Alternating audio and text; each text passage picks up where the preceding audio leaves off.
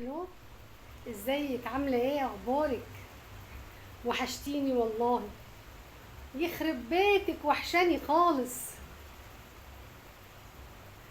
اه. لا، احنا كلنا تمام الحمد لله. مصيف؟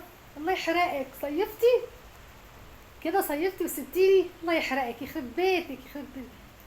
يا نهار ابيض. الله يلعنك يا شيخه. الله يلعنك، تروحي من غيري كده؟ طب ماشي خلاص، اشوفك بكره ان شاء الله في الشغل. تمام. تمام، يلا سلام.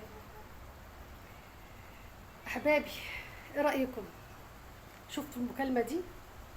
شفتوا صاحبتها اللي بتحبها دعت عليها كام دعوة؟ دعت عليها بخراب البيت، بتقول لها يخرب بيتك.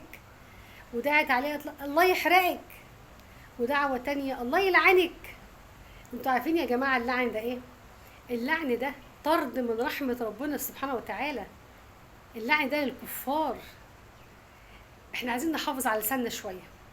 عايزين نراجع نفسنا شوية. في كلمات بنقولها والعياذ بالله بيبقى فيها كفر. وفي كلمات بنقولها بندعي على بعض دعوة وحشة جدا. يخرب بيتك، والله يحرقك. يخرب ايه ده؟ ما ينفعش، يخرب عقلك. ايه يا جماعة اللي احنا بنقوله ده؟ عايزين نراجع نفسنا. ربنا سبحانه وتعالى بيقول في القرآن الكريم: وما يلفظ من قول إلا لديه رقيب عتيد. نحافظ على كلامنا، أي لفظ بيطلع بيتحاسب عليه. نحافظ على كلامنا وندعي لبعض بدل ما ندعي على بعض. ممكن كلمة تدمر الدنيا وأنا مش حاسة. نحافظ على كلامنا وبلاش نقول امثله ملهاش لازمه. امثله يكون فيها كفر، او يكون فيها دعوه على بعض، او يكون فيها اخطاء في العقيده.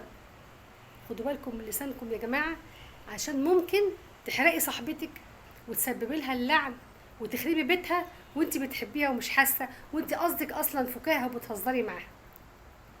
ربنا يسترها ان شاء الله ويحسن ختامنا يا رب باذن الله.